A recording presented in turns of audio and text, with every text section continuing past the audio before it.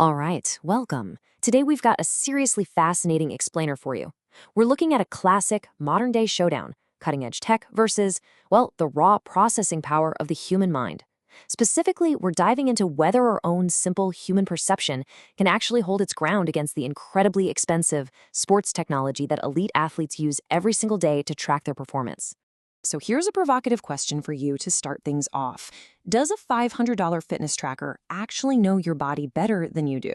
I mean, we're all so incredibly used to strapping screens to our wrists, our chests, and our backs, and just letting proprietary algorithms tell us exactly how hard we worked. But is all that silicon, software, and constant charging absolutely necessary to understand our own physiology and optimize our fitness? Now, to understand why tracking even matters in the first place, we've got to talk about the absolute foundation of athletic improvement, progressive overload. Basically, this is the careful, gradual increase of training stress over time. Think of it like the Goldilocks dilemma of training. If you train too little, your body just doesn't adapt and you don't improve. But if you go too hard, you risk serious injury, illness, or even total overtraining syndrome. You literally have to find that just right zone. And to hit that zone consistently over a season, you have to be able to measure it accurately. Section 1. Tech versus the human mind. Okay, so sports scientists generally look at athletic workload in two main ways. First up is external load. This is the purely objective data grabbed by GPS units and sensors strapped to an athlete. Stuff like their velocity, total distance covered, and how many times they accelerated.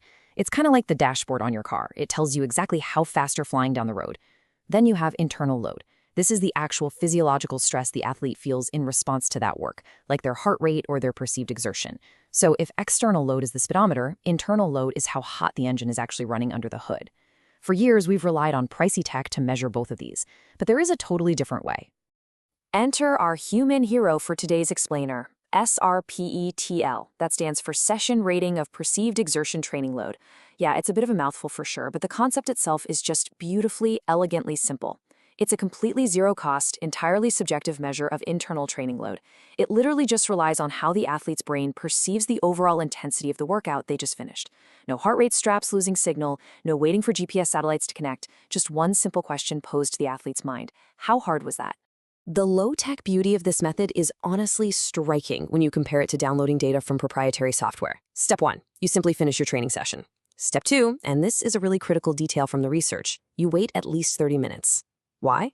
Because you need to prevent the immediate, acute fatigue of that last heavy set or final sprint from biasing your overall answer. You gotta cool down first. Step 3, you rate the exertion on a scale of 1 to 10. Step 4, just multiply that number by the total duration of the session in minutes. Bam, that's it. You've got your training load score. But the big question we really need to answer is, does this simple, subjective math trick actually match up with physiological reality? Section 2, the NCAA Soccer Showdown. Okay, let's dive right into this chaotic, high-intensity testing ground. We are grounding our entire analysis today in a really fascinating peer-reviewed study published by MDPI in the Journal of Functional Morphology and Kinesiology. We aren't just looking at someone's random opinion on a fitness blog here. This is rigorous, academic sports science looking for hard statistical correlations between a subjective feeling and objective sensor-derived data. Here is exactly how they set up that testing ground. The researchers tracked 21 NCAA Division I women's soccer athletes over an entire 16-week season. We are talking elite, highly competitive collegiate sports. Every single time these women stepped onto the field for practice or a match, they were strapped into advanced GPS units worn right between their shoulder blades, plus chest strap heart rate monitors. Then, after every single session, they used a simple smartphone app to report their perceived exertion, that SRPE metric we just broke down. They were quite literally pitting thousands of dollars of tracking equipment directly against a quick post-workout questionnaire on a phone. 1,072. That is the massive number of concurrent data points these researchers carefully collected and vetted over the course of the season. Think about that. Over 1,000 times where they had perfectly matched data side by side, what the GPS and heart rate monitors said happened, placed right next to what the athlete actually felt happened. Having this sheer volume of data is what makes the findings we're about to look at so incredibly robust. Section 3. The surprising results. And this brilliantly illustrates what happened when researchers analyzed how closely those mental ratings correlated with the complex GPS metrics. The results? Very strong correlations across the entire board. Total distance traveled, very strong. Player load, which is this highly complex proprietary metric calculated by the software to measure total external volume, very strong. High-intensity accelerations, very strong. The athletes' brains didn't just have some vague idea of how hard they worked. They were actually acting like highly calibrated built-in GPS units. When the machines registered that the external load was extremely high, the athletes' minds independently reported that exact same reality. Now, the researchers did something really smart here and split the data between actual high-stakes matches and regular team practices. And get this, the correlation for total distance during actual matches was a staggering 0.905. In statistical terms, that is practically perfect. But in practice, it dropped down to a still strong, but definitely lower 0.583. Why would that be? Well, researchers suggest that in a chaotic, adrenaline-fueled official match, athletes are just incredibly dialed into their physical limits.